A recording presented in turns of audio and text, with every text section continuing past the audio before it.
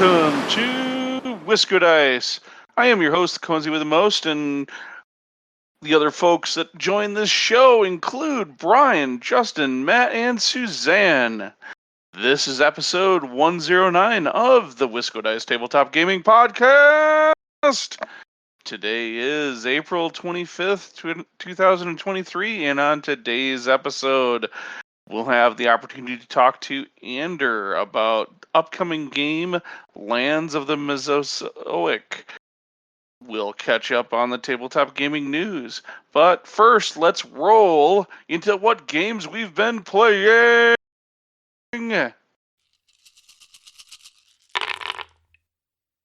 All right. For our first game we've been playing lately is Sentinels of the Multiverse Definitive Edition. The publisher is Greater Than Games. Playtime is around 30 to 60 minutes, and it can support 1 to 5 players. So most recently, Suzanne, Ben, and I all sat down to play this. It is a cooperative comic book style card game based on Sentinels comic series. Each player has a different hero. Players work together to defeat the villain while basically dealing with the twists that sometimes, like the environment may be going against you. Sometimes, depending on the cards the villain's playing, you'll have things that you need to deal with. Compared to previous editions, this one has streamlined rules, and there are some additional versions of heroes that are a little different than the original version. And basically, you can up the complexity of heroes and the difficulty of the game by just changing what heroes you play. Some heroes are a lot more complicated and require you to think multiple turns ahead. But overall, it's just kind of I don't know. I think it's a nice, fun, light game you can get people introduced to in about 5 minutes, and then really kind of just kind of go beat up the villain. We played a couple of games in one night, and the first one just ended horrifically for us, but we were pretty close at the end. But the second one went quite a bit better. So, traditional, I guess, superheroes type stuff. So, any other comments, you guys? This is a game that I have enjoyed since the first time I played it. When Conesy and I started dating, there was a game store around the corner from his house that we could walk to. And I just, every couple weeks I would go over there and pick up a new hero pack or villain pack or something to just kind of add a little bit more to the game, kind of try and match them up. Now, with this definitive edition, you don't have all those separate little blister packs to buy. It's all in one box, which, is kind of, you lose the adventure of, hey, I'm going to go and grab something at the game store for, like 15, 20 bucks, but it's really nice to have it all there to set up whatever scenarios or stories that you like. And this one also came with I don't know, Matt, if you saw it, but it came with like kind of a lore book. So if you're not familiar with Sentinels comics, you can get an idea of these teams that you're playing with and the crews and kind of what the heroes and villains do. So when you're making your matchups, you can kind of make it a little thematic. What were you thinking, Ben?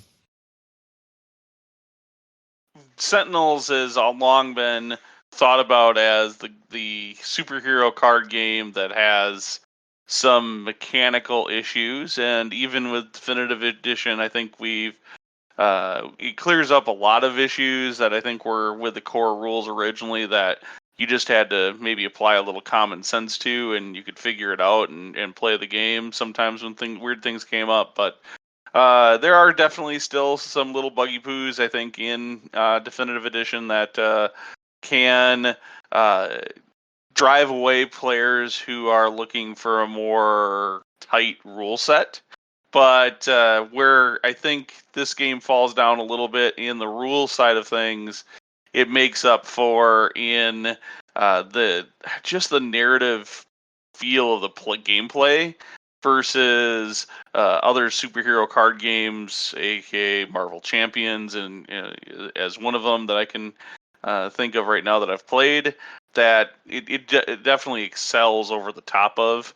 It just always feels like I'm doing something more than just dishing damage to the villain. The villain comes across always as a very characterful character and thematic, which always I think just adds to that narrative part of the gameplay and makes me really like Sentinels of the Multiverse a whole heck of a lot.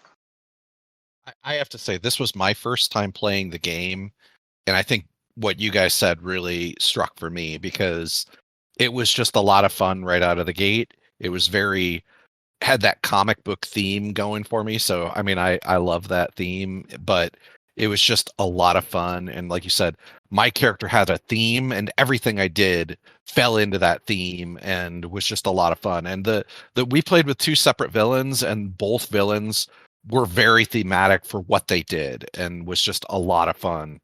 So the one had just pulled out a ton of like their like extra guys, and the other one was just very mechanical, and it was a lot of fun.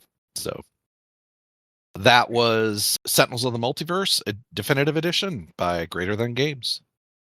All right, so we are going to move from heroes being up villains and a lot of kind of in-game violence and fantasy to some biographies with the game called Her Story. Her Story is a new board game. Well, I don't know how new it is actually, but it's a game by Underdog Games. It takes about 30 minutes to play. You can play 1 to 4 players. And the whole focus of this game is that it's having you build a book about women in history, like famous women, pioneers in their fields, or women that have just done something extraordinary. So, being as we're recording this podcast in March, and Underdog Games sent us this game of Her Story in honor of Women's History Month. So there is a review that I wrote on it that is up on our websites on wiscodice.com. So if you look for March 22nd, 2023 post, you will find it there. So this game, I says, you're writing a book. So you're writing this book about a group of famous women. So on your turn, you have 3 options, 3 actions that you take. You can research, you can draft a chapter, or you can complete a chapter. And the first person to complete 8 chapters wins. So each chapter is a card. It has 2 sides. One has a side of a portrait of a famous woman on the front. And then like the requirements for completing her chapter and drafting her and all that good stuff. And then the back provides you a short biography and then an interesting fact. So these women in this game were developed, like the ones how they selected them, it was developed with input from women educators. And then all these fun little facts that you'll also find on there. They had a team of young female student advisors that did a bunch of research and found really interesting facts for all these famous women. On the surface, this is a simple game. It's an educational game, but the components with it are top notch. The depth and complexity that you can bring to it if you want is also there. So I think this was a game that just kind of is a nice surprise. It's a good, fun game for me. I'm looking forward to playing it again.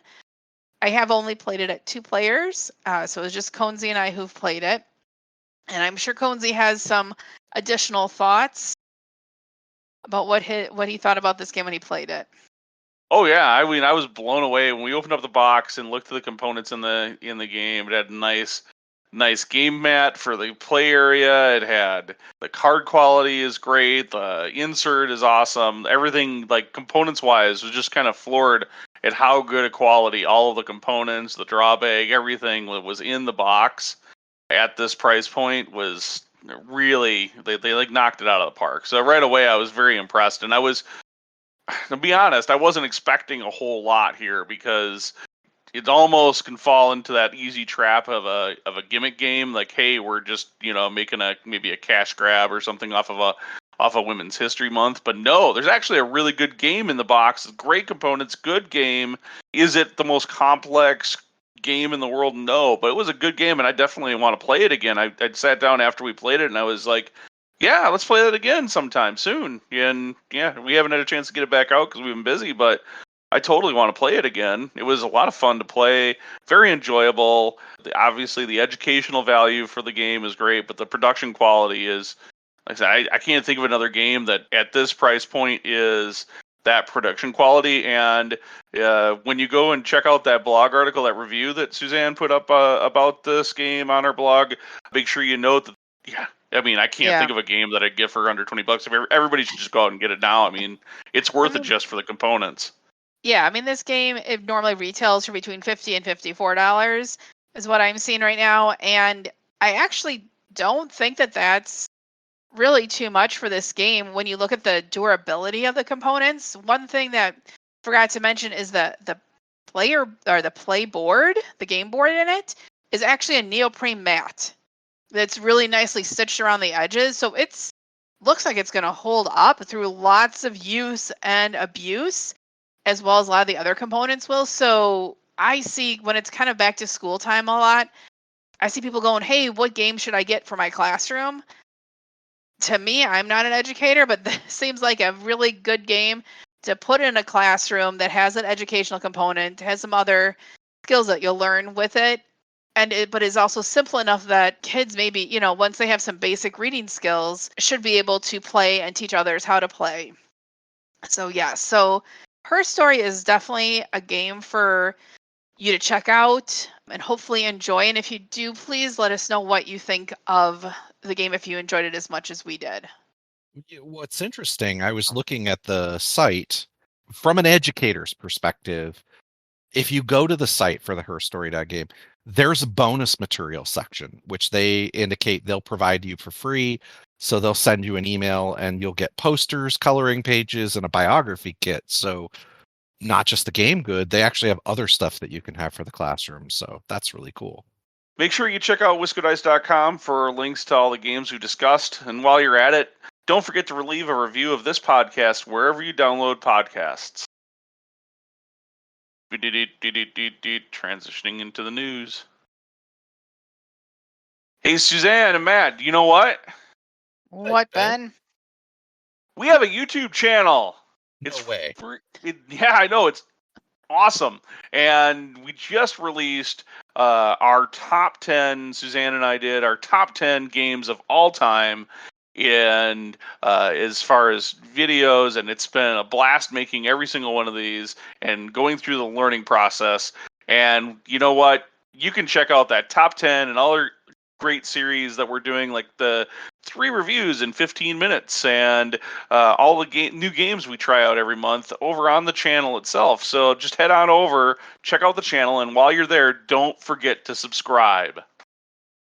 So another fun thing that you can do with your fabulous WhiscoDice hosts is come join us at Misty Mountain Games in Madison, Wisconsin on the last Friday of every month. The next game night we have there is on April 28th, and games start at 6 p.m. We welcome everyone, no matter what your level of gameplay is. We will play with you, and we will have a blast doing it. All right. And also bear in mind, Gen Con badges are for sale now. Expect that you will see a number of the WhiscoDice Tabletop Gaming Podcast members at the show. So we'll host some events. We will also be playing in other ones. We'd love to meet some of you, and we'll have some swag to give out while we're there. All right, moving on from some activities that we've been doing is I wanted to go through some different games that are coming out soon that have caught our eye. And if you like these, if you're looking for what new games are out, check our blog post at WhiscoDice.com every Monday. You'll find at least 2 different crowdfunding projects that have caught our eyes. So another game that is coming out that we love here at WhiscoDice is Lost Ruins of Arnak. And it's the second expansion is slated for release during Gen Con 2023. And like the first expansion, this is going to add some different leaders with asymmetric abilities. But this one's unique also because it's going to give out a solo and a 2-player cooperative mode that's going to have 6 chapter campaign where you are searching for a missing professor. So look for Cozy's rubbing his hands there because this is one of his favorite games. You need to watch our top 10 games of all time and see if it ranked on there at all. But this game is published by CGE, and we will definitely be trying to pick it up this summer. Oh yeah, we definitely are going to be getting a copy of that, and I'm looking forward to adding new asymmetric characters to be able to play, and new campaign to try out. Oh, I'm so jazzed! I'm excited for this campaign. Oh, sounds exciting to me. I think there's a campaign. There's a campaign currently available that you can just go download for free and play with the base game. But this one's it's definitely embracing, I think, all of the elements of the asymmetric characters and the expansions. These two new asymmetric characters that are coming with it look awesome. They're just going to be unique, and I think they've just taken that asymmetric character concept and pushed it a little bit harder. And with this, from what I've seen in the previews, super excited for this expansion. Yes. So if you see a group of people sitting on the floor in the hall at Gen Con playing it, it very well could be us, because someone may not be able to wait till we get back to the hotel room or even home to open this game up. That would never happen. No, never. Now, on GameFound, there's this game called Flutter, and this caught my eye because here in Wisconsin, it may be the beginning of spring, but it still feels like it's winter at times. So, Phase Shift Games has a game that just looks like spring to me. It's about butterflies and tile laying, and I'm definitely going to keep my eye on this game. I think everyone should check it out. It's just like, especially if you are stuck in the cold, snowy north and you're looking, thinking that summer's never going to come. So that is Flutter by Phase Shift Games. It's on GameFound right now. And then on Kickstarter, there is a dexterity game by Unfriendly Games. It's called Nekojima. And I am not a huge fan of dexterity games. I don't like flicking my fingers or trying to, manipulate something like Operation growing up. I was awful at that game. But this one, again, just caught my eye. It's a very nice table presence, and it looks very unique. And it looked like it had like some ropes and some kind of mountains. It's just definitely one, if you're looking for a new dexterity game, I would check it out, and check it out on Kickstarter before the campaign ends. So that is it, I believe, for our news this month. Yep. So go ahead and you can catch links to all of those things on our website at wiscodice.com. But for now, we'll go ahead and take a break, and when we come back, our main topic. Hey folks, this is the Conesy with the Most. I just wanted to take a moment to tell you about Misty Mountain Games here in Madison, Wisconsin, where you can find CCGs, RPGs, board games, minis, paint and hobby supplies for all of your tabletop gaming experience and needs. If you can't find it online, give them a phone call or swing on by their brick and mortar store here on the east side of Madison. Don't worry, that is mistymountaingames.com. Check them out today. All right, and welcome back, everyone. We are joined now with a guest, Ander from Worthington Publishing, LLC. Welcome, Ander, to the show. Thank you for having me. Yes, we are so excited to have you here. And do you want to just give our audience, introduce yourself and give them an overview of this great new game you have coming out? Sure thing. So my name is Ander Guinea, and I'm located in Melbourne, Australia. And you probably noticed that I don't have a very strong Australian accent. So even though I've been here for about 11 years, I'm originally from Spain. So I'm here to introduce you to a game that I have designed called Lands of the Mesozoic, that I designed during the COVID pandemic, as some people were learning to make bread and things like that. I decided that as a project I could try to design a game. And I have a bit of background in terms of, because this is a game about dinosaurs and other animals from the Mesozoic era. So my background is in geology. So I'm a lecturer in a university here in Australia.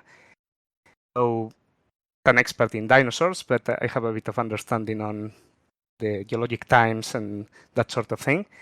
And I always have been an enthusiast of natural history and that sort of thing. So I have read a lot about how ecosystems work and that sort of thing. So that's the background that I have used to develop this game.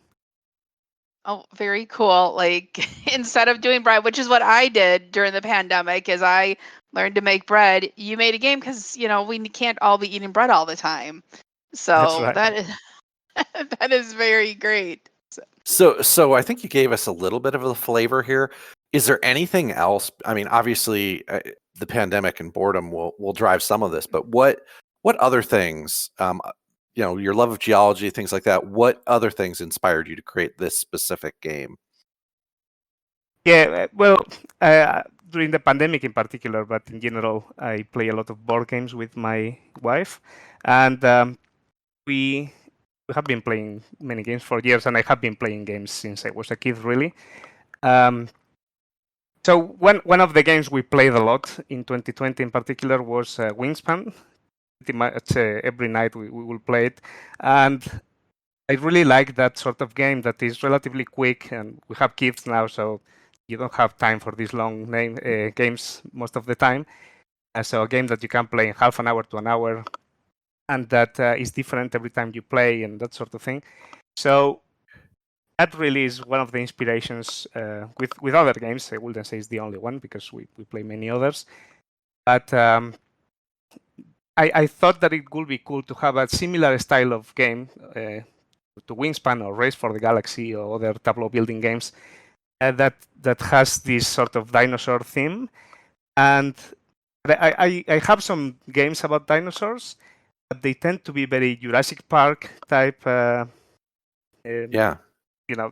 You build a zoo, or there are animals chasing people and eating people and other dinosaurs and that sort of thing. And look, I love Jurassic Park. Obviously, I watched it when I was a kid in the cinemas, and it's a great movie. But I also, because I have this love for natural history, I wanted to represent the Mesozoic, which is the era where the dinosaurs lived. Most people are familiar with the term Jurassic because of the movie, so only Mesozoic is a bit less common word. So the Mesozoic is the era that covers three periods, which are the Triassic, the Jurassic, and the Cretaceous. And the dinosaurs appeared and lived and went extinct in that era. So I wanted to recreate this in a way that also showcases not just dinosaurs, which are the most commonly represented animals of that era, but also mammals and birds that appeared later. And also in the early Mesozoic, there is a lot of weird animals that are very cool. So I wanted to include all those things in the game, not just dinosaurs, which I don't think any other game has done, as far as I'm aware. So just playing all these games and having this idea in mind, and I think in my case, I'm turning 40 this year, so there might be a bit of a midlife crisis here too, where to the despair of my wife, one day I said, I think I will try to design this game, and after putting the kids to bed every night, I will spend hours just sketching things and starting to design cars and this sort of thing. Mm-hmm. And yeah, it sort of came together naturally as we were trapped at home for weeks on end. Right. Well, and it's probably better to have a midlife crisis designing a board game than going out and buying a sports car or a motorcycle like That's right, a lot of people send it. But yeah, In a sense, I'm a creative person that I always likes to have projects. So whenever I have an idea to make something, I like to spend hours just working on projects. So this is the way that I approach this game.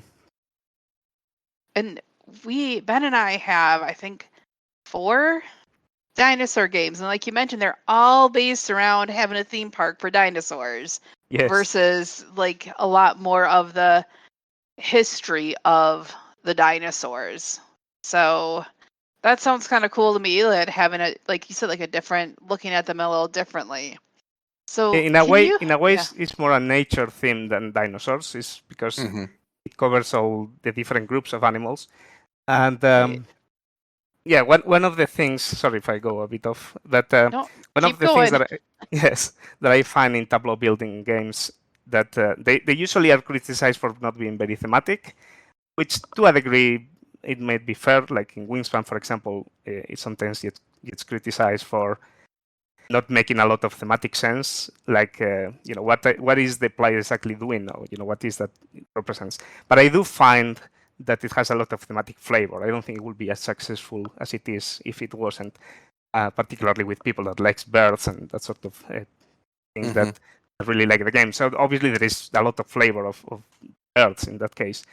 But I did want to put a bit of the overarching mechanics of the game, where because and I might go into the how the game plays a little bit, if Yes, that's okay with please you. do. Yes. So basically, there is 3 different decks of cards that represent the different levels of the food chain. So you have land cards that play at the bottom, and then you have herbivore cards, which is a bit of a generic term because there is also animals that eat fish or insects and other things. And then you have the carnivores at the top. So there is an interplay between cards where cards at the bottom sustain the cards at the top, but also goes the other way around. For example, if you have too many herbivores but you don't have carnivores, then the herbivores will start to eat up too much of the resources in the lands, and they will start to ruin them, which is something that happens in reality in ecosystems. Comes to mind what happened in the Yellowstone National Park there in the US, where the wolves went extinct, and then the herbivores started to eat a lot of the plants, and that affected the ecosystem of Yellowstone, which is why they reintroduced them, and it seems to have gone back to what it was before. So there is a little bit of those interactions between the different rows of cards that goes up the food chain, but also down the food chain. And then the cards themselves can be played to so the land cards generate the resources for the herbivores, and the herbivores generate the resources for the land for the carnivore cards to be played. They can also be used for different abilities, and there is also interplay between the cards. But to be fair, those abilities aren't particularly thematic. It's draw a card or do other things. And a different feature that the game has is extinction, because obviously this is a game that covers a very long time span, so ecosystems aren't particularly static. They tend to change over time, and in this game you will make card go extinct, and those cards will score at the end of the game, but they will get out of your tableau. So that means that instead of having a tableau that is permanent throughout the game, cards will go in and out all the time, and due to extinction events, and you even may want to make some of your cards go extinct, so you can play more to score more points at the end of the game, because there is also objective cards that gives you points for playing specific types of cards, or that they have specific attributes and so on. Yeah. Sorry if I'm going to speaking too much. Sorry. No, you're fine. It's so I think what really comes across is how passionate you are about what you've built and what you're working on. I will tell you, I was checking out some of the things like that I could find on your upcoming game, and I was checking out. You have a page on Board Game Geek, Yes. and I will tell. I mean, and I know we're an audio podcast, but one of the things I thought was really cool is. You mentioned there's a Ukrainian paleo artist named Sergey, I'm going to butcher this, Yes. Kraskovsky. The sample art that you have in here is gorgeous. I mean, Yes. I'm just like staring at the cards going, oh my God, these are amazing. What are the things that really get you excited? I mean, I think I've heard a lot of your passion, but what are the things that really get you excited about this game? You know, what really, like, you're like, this is the coolest thing, and I want everybody else to kind of know about it. Yeah. So it's great that you mentioned the art, because to me, when I put together the game and the prototype, obviously I was just stealing images from Google Earth. Google Images, and in black and white and that sort of thing. But just to see the art that we have now is just amazing. So when I approached the publisher, they really wanted to find somebody that could do a nice art for the game. They thought it was very important, which obviously I agreed. So they started looking at different paleo artists that they have experience with drawing dinosaurs and other animals, and yeah, they came across this paleo artist from Ukraine that he's won some prizes for his work, and also he has a very a wide like this, he has drawn a lot of different animals, not just dinosaurs. That's what I'm getting at. Mhm. So he has done amphibians and mammals and so on. So that was perfect for this game because it includes all those different animals. And yeah, he's just creating these pieces of art that are just amazing. And initially, my idea was, that we could create cars that had only the art of the dinosaur.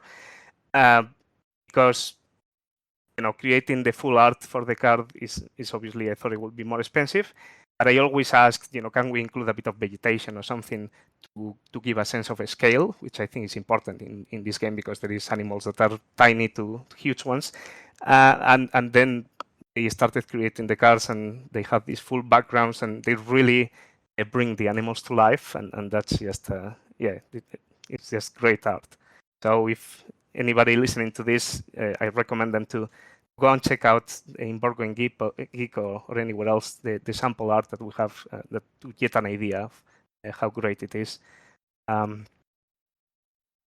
And sorry, Yeah. there was a second part to your question. And I But think it's just really, what are the other things that make you excited about Lands of the Mesozoic? yeah. So yeah, it's just the overall gameplay. Also, I think some of the cars, I have really tried to make cars that are unique instead of having these, there are some run-of-the-mill abilities that are similar from different cars, but there are specific cars that are unique in themselves. For example, the T-Rex, when I designed the T-Rex, that's probably the car that I most changed to get it right. It has a ridiculous cost compared to all other cars. It's just, when you put it in play, you exhaust everything and you pay a lot of cars, and that's, but when you pull it off, it feels really good, if that makes sense. Yeah. And there is a lot of other cars like that have abilities that are unique compared to others. So there are abilities that are just to keep the game running, but then there are specific animals that you can combine with others and create those combos that always feel good. And also the objectives, something that I really wanted to do was to give the objective cards, the goal cards, as a weight that it will force players to have to go in certain ways. So it gives direction, but also it also makes you feel different every time you play. Because if you're trying to play large herbivores or small carnivores or a lot of land cards, the game experience will be different. And by having these extra victory points you get for playing certain types of cards, that forces you to a degree to play in different ways every time you play, and that makes it feel different every time. So, which is something I was really going for, inspired by Wingspan and other games like that have all those different abilities and things, and every time you play is a bit different. Mm-hmm. Yeah, it's great to have some components that aid in the replayability of these games. That's, you can really like a game and then you keep mixing it up, then so and so's not always going to win because they've got the magic formula. So that's really cool. Yeah. So Yeah, the gold yeah, cards really makes you make some cards better every time you play. So that will make you feel different every time. yeah, that's neat. And so you've got this game designed, and now you're getting ready to take it to Kickstarter. What can you tell us about this upcoming Kickstarter campaign? So the Kickstarter will come sometime in July. Okay. So this is still a few weeks to go. But at the moment, we are just putting together all the art and all the components and that sort of thing. So the game is going to be mostly ready by the time we launch it. And from what I have discussed with the publishers, it seems that they will open the Kickstarter project earlier or people following the project so they can have a look at it before it goes live. And also any feedback that anybody may have, that's very much appreciated. And we still are working on what stretch goals will have and the components and all that sort of thing. So I don't have a lot of details of that, but I can tell you that it will be made available earlier than before it launches, so people can have a look and say anything that they like or they don't like or they'd like to see, and so on. Nice. That's cool. Yep. And are you going to be shipping worldwide, or you're Yes, published it in different languages? So far, I know we have a deal for Australia, Asia, and Europe and America, and so it will be friendly to all those locations. Great. Language-wise, at this point in time, I don't think they are planning to do other than English, but Okay. I suppose those things change sometimes as campaigns go on. But I cannot guarantee that it will be on any other language at this point. Yeah. That's fine. I mean, English is the game we normally play games in on Wisco Dice, so Yes. it works for us. We always appreciate it. So you talked a bit about the pandemic, and what other things made you want to get into being a game designer? Well, as I mentioned earlier, I have been playing games my whole life, so I don't know if there is anything in particular. It's just that this is something I already mentioned, but I'm always thinking of projects and things to do, and I don't know. It's one of those things that it just comes to you one day, and you say, "I should try to do this." I just have this neat idea. It was more like I'd like to buy this game, but nobody has made it, so maybe I should make it. It came down to that a little bit, and I think that the fact that we were trapped at home all day and we didn't have much to do either, sort of. Hey, well, we started. Yeah. I can think of worse midlife crises to go through. So Yes. Yeah. So if someone is trapped at home all day and wants to play games, is this a game that's going to have a solo mode that they could play by themselves? Yes, you can play it solo. So Awesome. this is something also during the design. I played with different types of abilities and interaction between players and things like that. I found that there is enough going on already that when you start adding other players into your mix, into your own puzzle, it makes it a bit confusing to a degree, because then you have to be looking at them and at yourself. And not only that, but also some abilities that I was testing, like lose a car or make somebody attack type cards. Take that mechanics that really it felt really bad. I really didn't like it. So just going with this sort of I mean, and this is true for most tableau builders, building games, like Wingspan and Race for the Galaxy, and this new Earth seems to be similar, where there is not a lot of interaction between players. So and that sort of feel is what I was going for. So it has a low interaction. There are some goals that are races. So first one to achieve so and so will get extra points. So you can also get cards from other players when they discard them.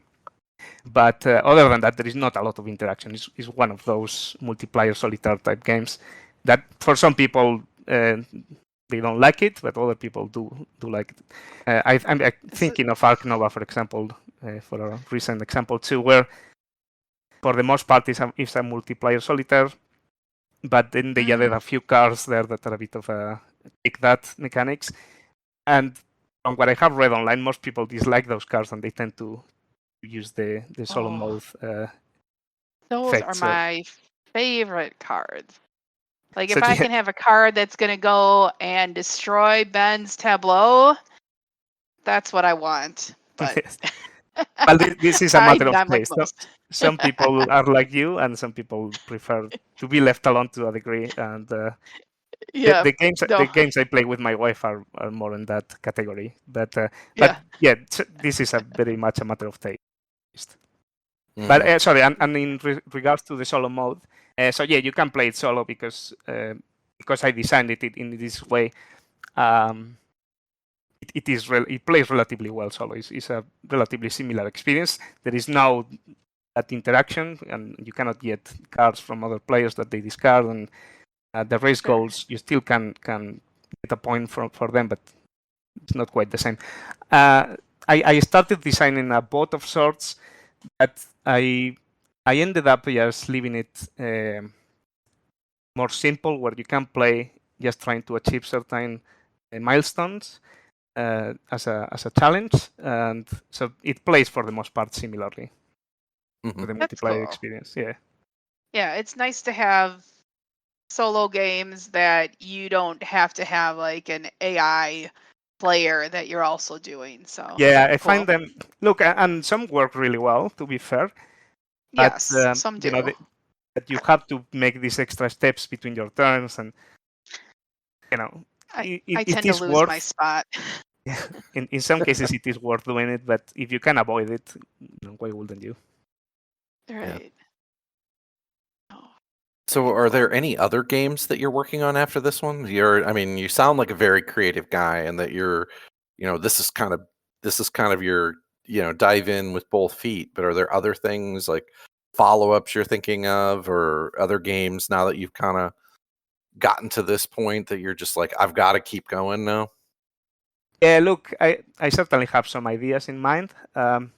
I suppose I'm just waiting to see how this game does, and because it's hard to find a publisher to get your game published. So yeah, if this does well, I certainly have a few ideas in mind that I'd like to develop in the future. But I'm just putting all my energy at the moment in this game to get it as perfect as possible, and then if it goes well in Kickstarter, I probably will start putting some of these ideas that I have in mind together, and it all starts sketching ideas and getting a few bits and pieces together and trying mechanisms. So yeah, I look forward to do some more because I actually had a lot of fun just creating this game for sure. That's awesome. So, is there anything else that you want to make sure our listeners know about you or this game or anything related to gaming? Well, just if anybody is interested in the game, what we have said here sounds interesting to them, just check out there is a Kickstarter page already that can notify you when it launches. So I think you'll have the link to that.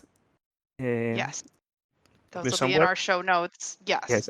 All you our have to do really is search for the name of the game. So Lands of the Mesozoic. Mesozoic is MESOZOIC, and